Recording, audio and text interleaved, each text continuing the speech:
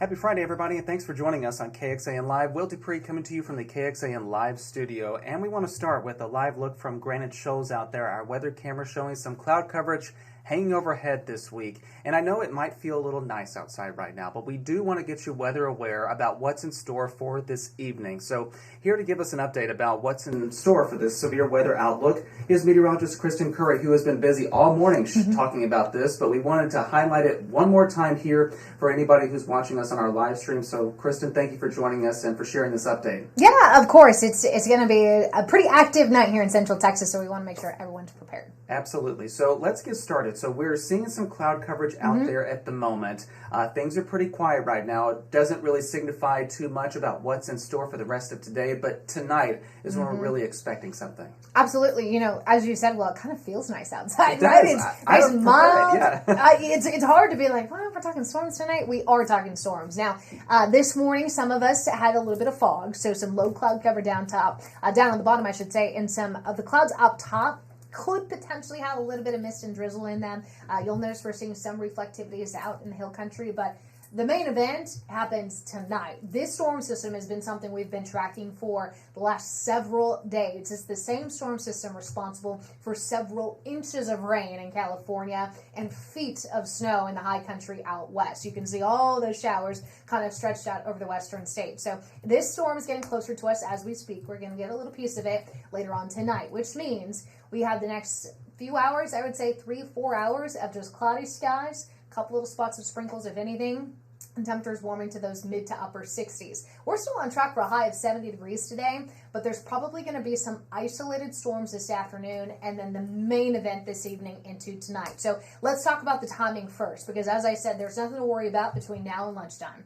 Once we get into the early afternoon, isolated storms and showers are starting to build. This is 3-4 o'clock today in the afternoon. Watch as these storms grow getting into the later part of this evening. This is 7, 8, 9 p.m. We've got some beefier thunderstorms rolling in here, and it's likely not just going to be one round. We're going to continue to watch these storms develop to our west and then slowly approach us from the west and move east into the overnight hours. This is now 2, 3, 4 o'clock tomorrow morning.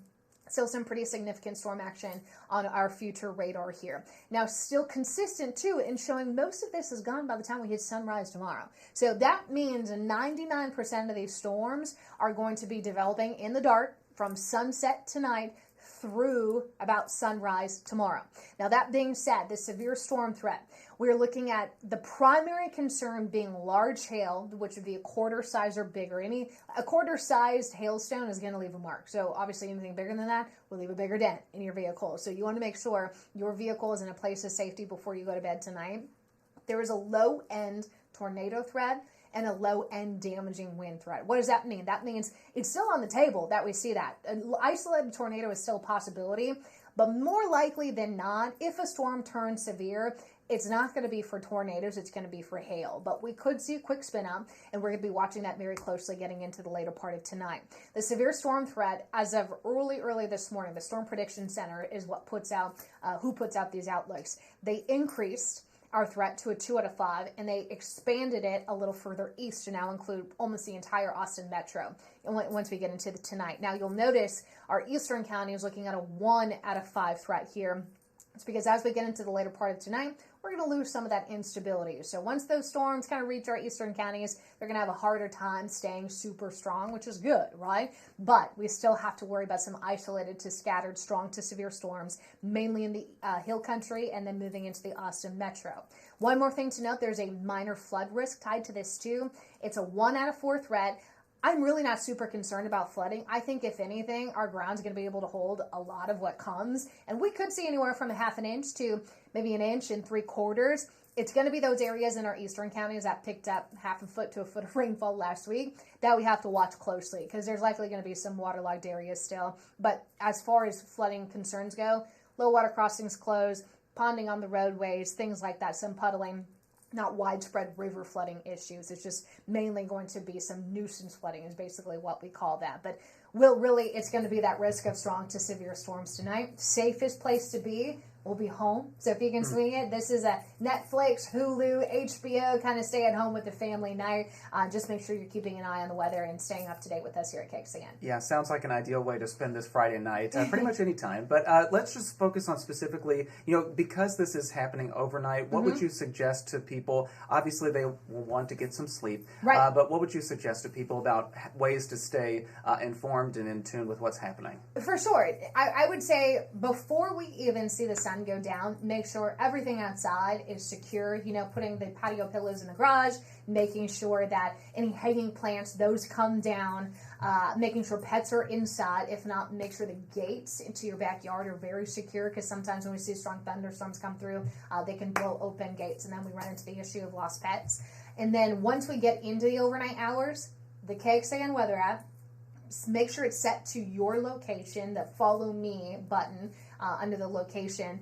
Keep it on loud, and that way, if for whatever reason we need to wake you up, we need to communicate with you in the middle of the night, we're going to have a way to do that via the KXAN weather app. And we're only going to do it if need be. I do not enjoy sending alerts in the middle of the night to you. I would be just as upset. So you're going to find an alert on loud if it's a tornado warning or a severe thunderstorm warning that warrants maybe big hail, I'm talking baseball size hail, or winds that could potentially take down signs and trees and that kind of stuff. So only during those most severe warnings are we going to send an alert to your phone with the noise on it. Most of what I'm thinking tonight will be me sending alerts without a noise. It's just a little notification that says, hey, here's an update on where those storms are. We just got a bit of a bump in the terms of the people who are watching our live stream. We appreciate that, and I know a lot of people, their antennas get raised just a little bit when we talk about severe weather risk. So if you wouldn't mind just circling back to talk about the timing of this, to get those new people who are joining our live stream informed about that. Absolutely. So, the nuts and bolts of this. Nothing is expected to happen this morning or early afternoon. Once we get into the mid-late afternoon, isolated storms and showers, these shouldn't be severe though. 3, 4, 5 o'clock, if you're going and getting the kids from school, I'm not worried about severe weather then. Where I think we're going to run into some issues with strong to potentially severe storms will be this evening, after sunset, after it gets dark. You notice this line of storms. And models have been pretty consistent in showing the timing of these storms, the strong storms, beginning around 7, 8, 9. So I've got pretty good confidence in the fact that we're going to see this initial round as far as late evening goes, and then a couple more rounds behind it, 10 o'clock to maybe 11 o'clock. Now, early tomorrow morning, that 2, 3, 4 a.m. time frame, likely going to be some loud thunderstorms out there. And these too could be on the strong to severe side. One of the things we look at when it comes to a severe storm event, the rowdier the storms are initially in that first round this evening, the harder it's going to be for these storms overnight to turn severe. It's going to kind of suck the energy out of the atmosphere. So, it's double-edged sword. You never want storms coming in the middle of the evening, because there will be people on the roads at 7, 8 o'clock tonight.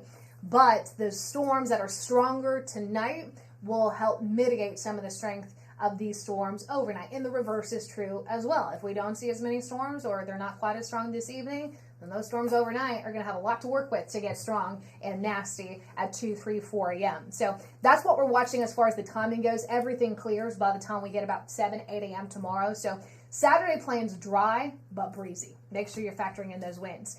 Threats, main concern would be hail. Looking at kind of the environment that these storms are going to be developing in, hail is likely to be the primary concern.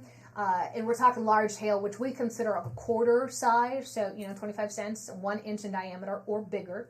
And then there's that low-end tornado threat, low-end wind threat. The tornado threat, most concern would be this evening. It'll be harder to see rotating storms overnight. But the damaging wind threat will be there as well. And you can see we've got that yellow color, that elevated risk for the large hail in the Austin metro and hill country. All right, and we, of course, will have lots of KXAN weather members tracking this throughout the day, too. Yeah, absolutely. We've got meteorologist Nick Bannon coming up at 11 a.m. and noon, our 2-hour midday show, and then Chief Meteorologist David Yeomans will be in tonight.